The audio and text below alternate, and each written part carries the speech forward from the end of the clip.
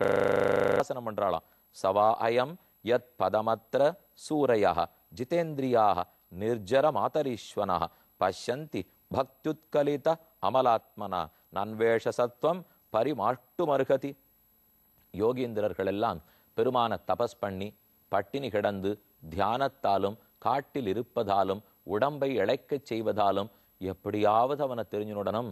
தத் அன்வேஷ்டவ்யம் தத் விஜிக்ஞாசித்தவ்யம், பிரம்மத்தை தேடி தேடி தெரிஞ்சுக்கணும்னு முயற்சி பண்ணிட்டு இருக்கா.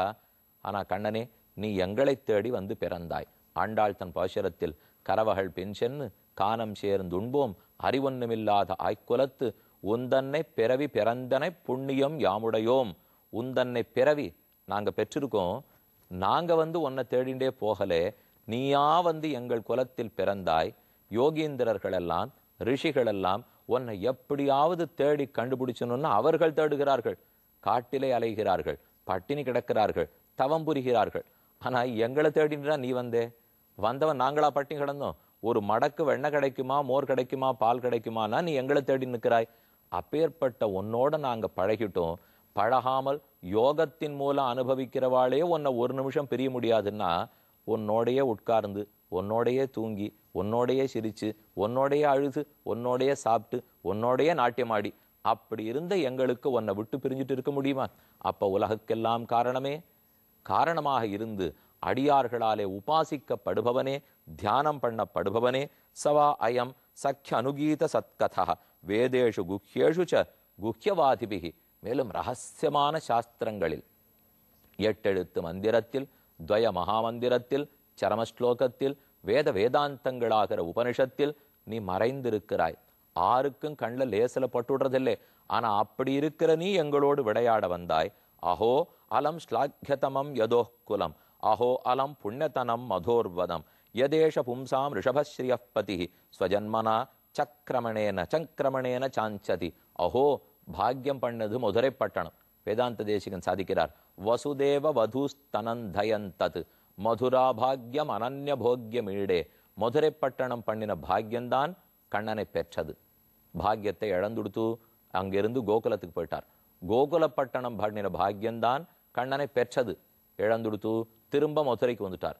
மதுரை பண்ணின பாக்யம்தான் அதை பெற்றது. இழந்தது உஜ்ஜயினி நகரத்துக்கு போனார். அது இழந்தது துவாரகைக்கு போனார். அது இழந்தது ஹஸ்தினாபுரத்துக்கு வந்தார். இப்ப கடைசியா ஹஸ்தினாபுரமும் இழந்து விட்டது. நீ துவாரகையை நோக்கி புறப்படுகிறாய். கண்ணன் இவர்கள் எல்லாரையும் சமாதானப்படுத்தி விட்டு, நாம் அவசியம் துவாரகைக்கு செல்லணும், விட்டு வந்து நாளாயிடுத்தே, அந்த ஊர் போக வேண்டாமா என்று சொல்லிக்கொண்டே கிளம்புகிறார். ஊர் முழுக்க கோலாகல வேஷம் பூண்டது. கண்ணனுக்காக அலங்கார வளவுகள் வைக்கப்பட்டன. ஆகாயத்திலிருந்து தேவர்கள் பூமாரி பொழிந்தார்கள். கண்ணன் தன்னுடைய தேர்ல ஏறி அமர்ந்தார். அனைத்து ரிஷிகளும் ஸ்வஸ்தி வாசகம் சொன்னார்கள். ஆகாயத்திலே தேவர்கள் எல்லாம் ஸ்தோத்திரம் பண்ணினார்கள். கண்ணன் புறப்பட்டார். பல ஊர்களை தாண்டி வேகமா பிரயாணம் பண்றார்.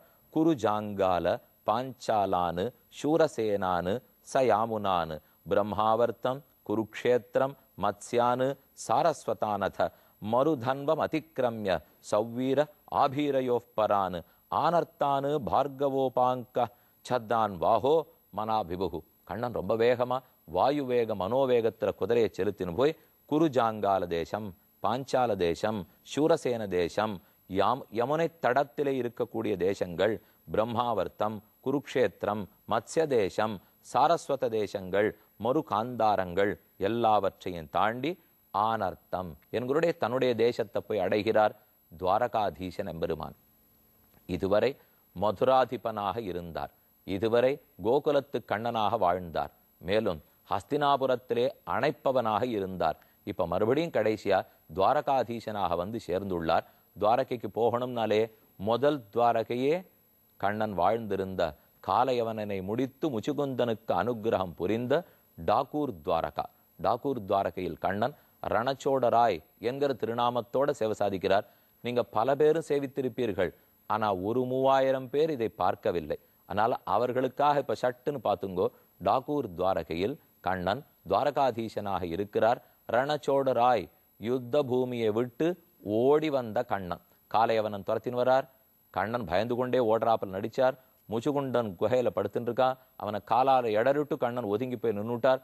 காளையவனன் வந்து முச்சுக்குந்தன் எழுப்புறான். முச்சுக்குந்தன் கண்ணை திறந்து பார்த்த உடனே காளையவனன் சாம்பலா போயிடுறான். அங்கேயே கண்ணன் அவனுக்கு அனுகிரகித்து ரணச்சோடராயாக சேவை சாதிக்கிறார்.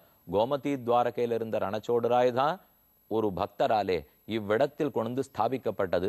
அகமதாபாத்திலிருந்து 2 மணி நேர பிரயாணத்தில் இருக்கக்கூடிய டாக்கூர் துவாரகை.